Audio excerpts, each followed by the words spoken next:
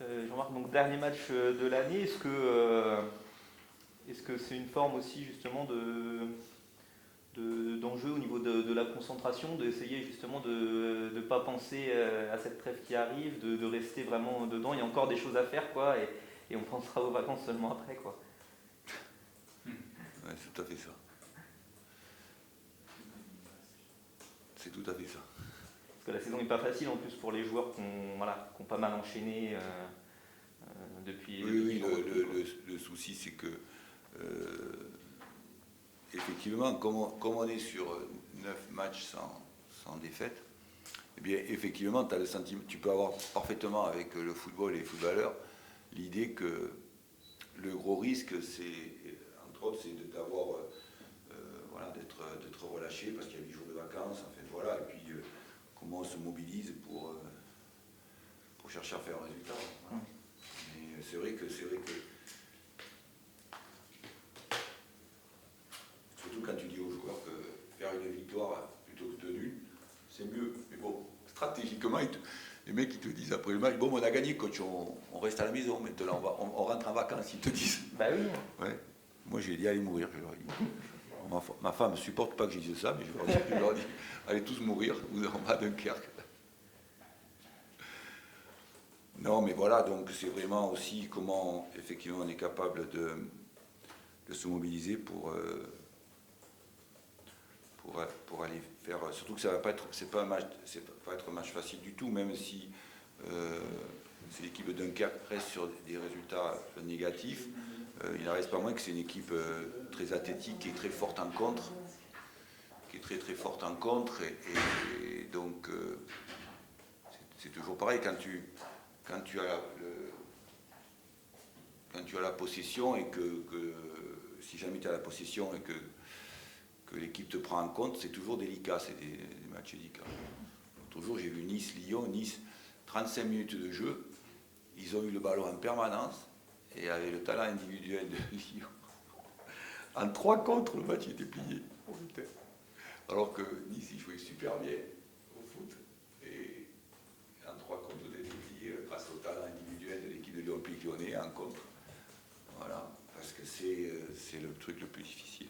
Mais c'est vrai aussi que c'est le fait que ce qui est toujours dérangeant, et c'est pas que moi qui le dis, je le dis souvent, il y a plein d'entraîneurs, mais de très très beaux, de beaucoup plus forts que moi et beaucoup plus haut niveau, qui jouent en Ligue des Champions, ils disent que chaque fois que tu as une série positive dans notre sport, qui est pas... c'est pas un sport de combat, hein. Si tu fais la boxe ou que tu fais ce que tu veux, du judo, de la lutte, tu peux te faire démonter. Tandis qu'au football, c'est un sport de plaisir. Un peu sport de joie, de bonheur. Donc quand tu as des résultats positifs, ça peut être délicat. Délicat. Voilà. Et comment il y a une remise, bon, voilà.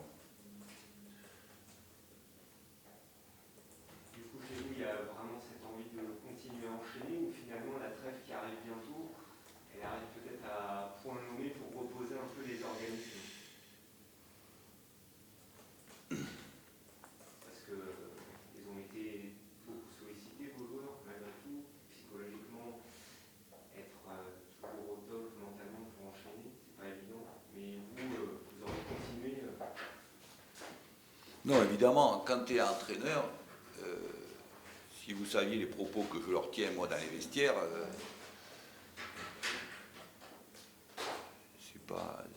c'est pas digne d'aller dans une école et de professeur qui parle à ses élèves, je vous le dis. Moi, ce que je leur dis, c'est que on veut toujours plus, aller toujours plus loin. Mais c'est vrai que par contre, ta réflexion elle est intéressante, c'est que autant ce que tu évoques, c'est surtout pour les équipes de football de Ligue 1, Ligue 2, c'est que et c'est pareil pour ceux qui travaillent dans la vie de tous les jours, il y a un poids à cause de cette crise sanitaire qu'on vit tous, qui stresse beaucoup. Voilà. Alors même si c'est mieux quand tu as 20 ans, 25 ans, ça pèse moins, je pense, dans leur tête, mais il n'empêche que c'est vrai qu'après, ça fait 6 mois depuis la reprise, depuis le premier jour de la reprise, on est à 6 mois. Puis les 6 mois, ouais, 6 mois et une semaine d'entraînement et de match, C'est vrai que sur le plan, par contre, sur le football, sur le plan psychologique, sur le plan mental, c'est vrai que tu peux être un peu plus entamé, quoi, quelque part, c'est vrai. J'aime pas qu'on me dise que le football c'est fatigant physiquement. Ça, vous le savez, c'est insupportable. Bon. Et pour moi, contrairement à ce qu'on fait dans notre pays, voilà, tu restes 2 heures le matin à l'entraînement et 2 heures l'après-midi, point final. C'est ce qu'on a vécu pendant 30 ans et on était très heureux. Tout se passait très bien. Et à l'heure actuelle, tu fais 1 heure le matin et tu rentres dans ta maison. Mais bon, pour moi, c'est pas un sport. Par contre, c'est un sport très épuisant sur le plan psychologique et mental, oui. Parce que il y a beaucoup d'attentes environnementales. Ça aussi, c'est un des premiers paramètres. Il y a de nombreux paramètres, mais le premier paramètre, c'est qu'il y a énormément d'attentes environnementales du peuple, de tout le monde autour d'eux. Quand tu vas à la boulangerie, quand tu es foot, on te parle football. Voilà, c'est tout. On te dit, il ne va pas jouer en Italie ou en Angleterre, parce que tu vas en Italie, les copains ils me disent, même la grand-mère de 90 ans, elle te dit, ce week-end, bouge-toi. C'est un truc de fou. Là-bas, tout le monde est du football. Et, bon voilà, bon, c'est pour ça que sur le plan effectivement, comme tu viens de le dire, sur le plan psychologique mental, comment on arrive à, effectivement, moi ce que j'aurais aimé, j'aurais mon groupe, mais j'aurais aimé faire un peu de turnover, parce que vous savez que j'aime bien faire ça, mais ça va pas être facile, parce que par rapport à la forme des joueurs, par rapport aux blessures, ce matin j'étais en discussion avec Mathias Autrette qui a de très fortes douleurs au dos, donc il y a un vrai souci là. On a un souci sur Mika Le Bihan aussi, mais bon, lui, il dit qu'avec Mika, ça va toujours, mais qu'il y avait un souci à son genou. Mais voilà, mon cas, je pense que ça va passer, mais Mathias, je crois que ça va être un peu compliqué. Ça va être compliqué. Et puis les autres qui étaient forfaits là, pour Pau, ils sont toujours aussi sur le flanc? Non, c'est bon. C'est bon? C'est bon. Non. J'ai qu'un souci avec. On n'a pas de blessés. Non. J'ai qu'un souci à l'heure actuelle avec Mati. Ok. Avec Mathias. Et vous parlez de ressort psychologique. C'est parce qu'il veut me niquer, il veut aller en vacances. Voilà. Tu vois, le coach il dit ça devant tout le monde. Les mecs, il doit se dire celui-là, c'est un grand malade. Vous parlez de ressort psychologique. Est-ce que le fait de se dire que si vous ne perdez pas au prochain match, vous allez égaler le record de la GIA depuis la descente de 10 matchs sans défaite, est-ce que c'est un ressort psychologique dont vous vous servez pour motiver vos joueurs, ou les questions de record, c'est secondaire, c'est pour nous, c'est pour les supporters? Non, je ne savais pas. En fait, pourquoi? Il y a déjà eu, depuis la descente, une série de 10 matchs sans défaite. Ouais. Oui. 10, mais avec plus de nuls, donc en termes de points, ça fera pas autant. Mais... Ah, en termes de points, ça ne fait pas autant. Ouais. Ouais. Parce que ce qui est important, c'est les points. Hein? Je crois, non? Parce qu'à l'arrivée, le 15 mai, ce qui compte quand même, c'est comment ce que je leur dis souvent.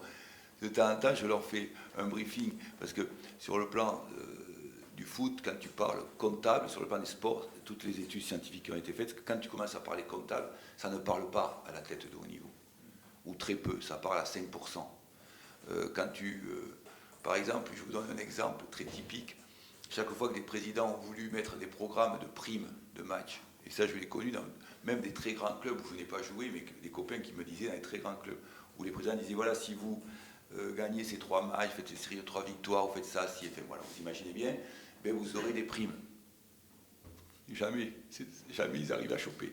Parce qu'en fait, et ça c'est des études qui ont été prouvées scientifiquement, pas chez nous, pas en France, mais aux États-Unis ou ailleurs, que dans tout ce qui est comptable, et moi de temps en temps je leur dis voilà, le plan idéal sur le plan comptable c'est tant de points par match, etc. Je leur fais. Mais c'est juste épisodique et très succinct, parce que tu ne peux pas t'appuyer sur ça. Il faut s'appuyer beaucoup sur des forces, à la fois évidemment d'animation de vestiaire, de solidarité, etc. Ce que vous connaissez, ce qu'on connaît dans les sports collectifs, et puis aussi des compétences de jeu qui sont multifactorielles, comme on associe des pairs, comment on associe et des compétences de jeu, de football, c'est ça qui fait la différence. Mais donc là, si jamais on fait un résultat positif, on fait un match nul, on égale le record. Égaler le record de matchs sans défaite. Vous faites bien de le dire. Vous faites bien de le dire, les gars, parce que moi je ne suis jamais au courant de ça. Je sais même pas, je regarde même le classement juste à la 38e journée. Je ne sais même pas qui est dernier, qui est premier, qui est... Là, je l'apprends parce que mon staff me remet des documents une fois par semaine. Mais c'est tout ce dont je suis au courant. Il y a des objectifs précis que je veux atteindre et je le fais savoir à mon groupe. Mais après, pour le reste, ça m'intéresse très très peu. Et pourquoi Ce qui me passionne, c'est le jeu, le football. Et évidemment, comme je dis à mes garçons, c'est comme d'ailleurs tous mes copains entraîneurs, c'est être premier. Quoi, c'est tout. Comme je dis aux gars, je ne veux pas être deuxième, moi. Je ne veux pas être troisième, je ne veux pas être quatrième, je veux être premier. Et tous mes copains sont pareils, tous mes copains entraîneurs. Et donc comment tu mets en place un système quotidien, à chaque heure de la journée, 24 heures sur 24, pour avancer dans ce domaine. Et pourquoi ne pas se référer plus souvent justement au point, au classement, dans cette logique de comptabilité, cette logique de progression? Parce que ce que je viens de vous dire, c'est que, en fait, tu te rends compte que dans un sport aussi complexe que le football, et même dans les sports collectifs en général, il faut beaucoup plus s'appuyer, parce que ça a été prouvé scientifiquement dans les études universitaires, que chaque fois qu'ils ont voulu, qu'on a mis en place des plans comptables, autant sur le plan financier que sur le plan du comptable, ça ne marque pas le cerveau d'un sportif de haut niveau. Ce qui va lui marquer, ce sont les habitus psychologiques, mentaux, techniques, tactiques. Ça, oui. Comment tu vas lui donner des ressources? Comment tu vas lui... moi, ce qui m'intéresse, c'est donner des ressources à mes joueurs pour qu'ils soient capables de se confronter à des oppositions de très haut niveau, etc., etc. Mais quand tu leur parles comptable aux joueurs, chaque fois que... c'est ce que je viens d'évoquer, c'est-à-dire que chaque fois qu'il y a des gens qui ont mis en place des... Même moi, je l'ai vécu aussi plusieurs fois, des présidents qui ont mis en place des trucs comptables sur le plan financier pour motiver leurs joueurs. Ça ne marche jamais. Il vaut mieux dire, voilà, c'est bien, vous avez fait un résultat, tiens, on vous récompense. Voilà. Parce que ça a été prouvé dans le monde entier que dans les sports, et c'est évident, quand tu as fait du sport, ce qui est très, très important, c'est quelles sont tes compétences générales dans des domaines qui correspondent à la situation de jeu de football. Quand tu es sur un tapis de judo, c'est comment tes compétences sur le plan technique et tactique stratégique. Pareil quand tu es un boxeur, pareil quand tu es un rugbyman, pareil, voilà. Et c'est ça surtout qui importe, comment tu as effectivement des ressources, comment je pourrais m'exprimer, je ne sais pas comment l'exprimer, des ressources, des forces qui vont être acquises dans la semaine. Si tu fais un travail de merde, comme je dis aux joueurs, si tu fais un travail de merde la semaine, les joueurs ils sont sans ressources le week-end. Je l'ai souvent connu. C'est comment tu donnes des ressources à ton groupe, quoi. Voilà. Après, tu as aussi autre chose, c'est qu'il y en a certains, des fois, il y a des entraîneurs où ce sont les joueurs qui, eux, quand ils sont sur le terrain, ils te scotchent, ils te mettent le cul sur le banc parce que tu dis, oh putain, là, c'est autre chose. Il y a des joueurs, il y a aussi certains qui ont cette capacité d'élever très très haut le niveau de compétence. Si jamais Autrette devait être forfait, il n'y a plus de café. Oh, tu sais ce qu'elle joue?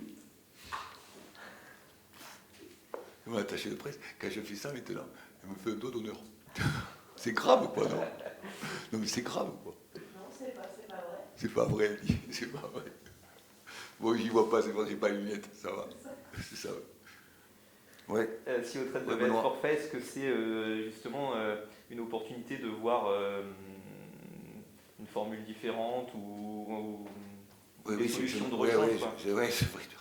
Depuis que je sais que Mathias, ça fait 3 jours qu'il me dit je malheureux, mais effectivement, je me pose beaucoup de... Je m'interroge, savoir quelle est la meilleure stratégie pour avancer peut-être effectivement dans une autre configuration de composition d'équipe de base, tu vois, de départ. Ouais, tu as raison, c'est vrai. Ouais.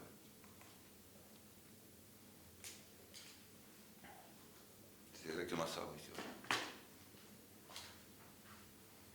Il y a quand même de l'espoir de le voir dans le groupe ou c'est... Là, au moment où on se parle, si tu veux, sincèrement, vu dans quel état je l'ai vu sur la table, sur la table de ma salle, C'est pas évident. non, c'est pas évident. C'est pas évident. pas du tout évident. Non. Parce qu'en plus, il y a un vrai aussi, quand tu es manager et que tu es décideur, tu ne peux pas, moi je n'aime pas voir juste à l'instant précis. Hein. J'ai beaucoup connu ça, je vous l'ai déjà évoqué, où il y a les entraîneurs, eux ce qu'ils vivent c'est le moment présent, comment tu gagnes le match qui vient.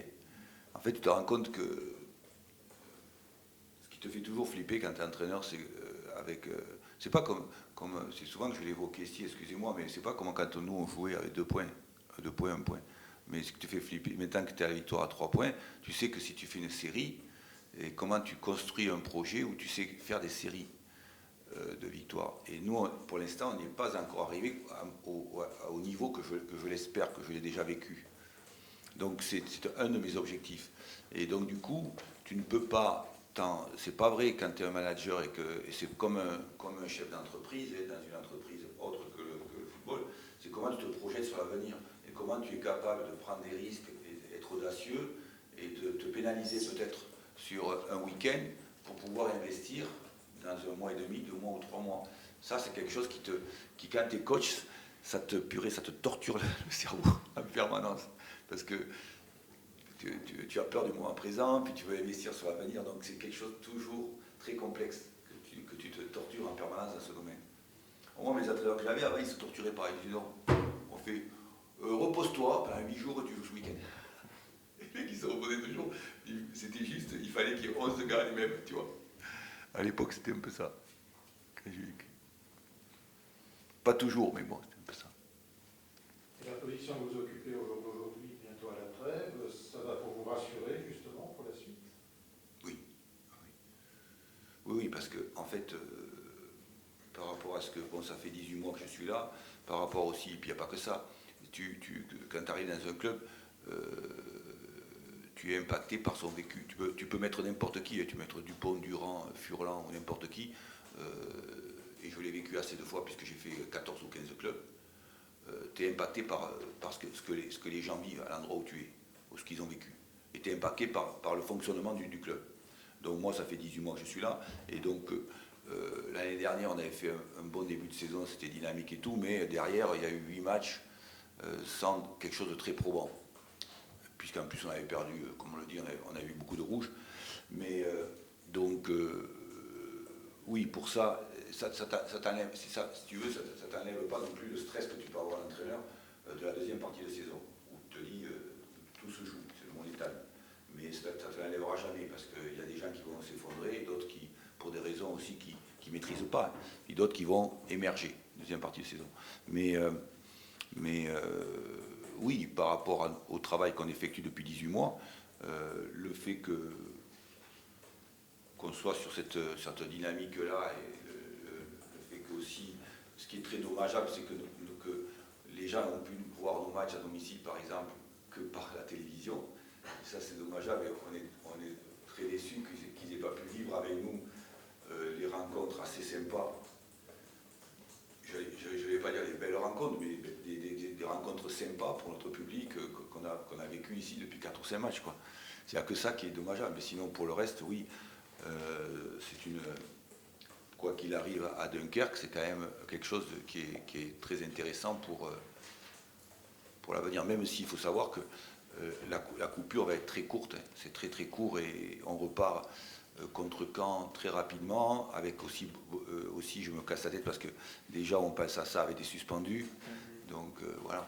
Et d'ailleurs vous faites quoi? Du coup là le programme, c'est vous coupez combien de temps et vous reprenez 8 jours complet, on reprend le 31 au matin. 31 au matin et le premier 2 entraînements.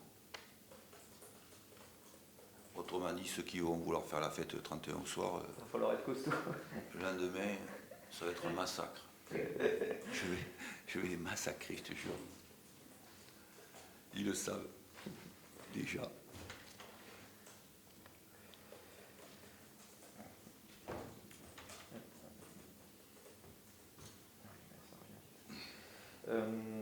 C'est rare aussi que Quentin Bernard soit absent. Là, il est suspendu. Il est probable qu'on voit Kenji certainement à ce poste-là. Oui. Est-ce que, par exemple, ça avait donné des assurances lors de son match au Havre, où c'est vrai que là, il y avait eu un turnover et il avait pu, du coup, se montrer déjà à ce moment-là? Oui, oui. Non, moi je suis très, très satisfait que Kenji joue. Non, je suis content que Kenji joue, bien sûr. Ça me fait plaisir. S'il y avait eu plus de... Le problème, c'est qu'avec cette crise sanitaire, déjà on a supprimé la Coupe de la Ligue, mais ce qui est intéressant quand tu es coach, c'est d'avoir plusieurs compétitions. Parce que si tu as plusieurs compétitions, tu arrives à roder beaucoup mieux ton groupe. Sincèrement. Tu arrives à découvrir des nouvelles stratégies, tu arrives à concerner les joueurs. Et ça, pour gérer un groupe de 25 personnes qui sont très anxieux, c'est très anxiogène le football, eh bien, quand tu as 2 ou 3 compétitions, bon là déjà, à cause de la crise sanitaire, on nous enlève la Coupe de France, ensuite on nous enlève la Coupe de la Ligue, mais quand tu as plusieurs compétitions, en ce qui me concerne, l'idée c'était, bien sûr, tu as toujours envie de te qualifier, mais c'est pas de mettre l'équipe, c'est de faire tourner mon groupe et de faire participer les garçons, parce qu'après tu te rends compte que tu développes beaucoup plus de force sur, je l'ai déjà vécu, plutôt que de t'occuper du temps de l'instantané et du présent, tu développes beaucoup plus de force sur 6 mois, 1 an, sur ton projet de 1 an et demi, 2 ans, 3 ans. Voilà, ça même si les entraîneurs mettent 3 ans dans un club, tu oublies. La moyenne c'est 10 mois, donc tu oublies. Les projets, ils sont courts.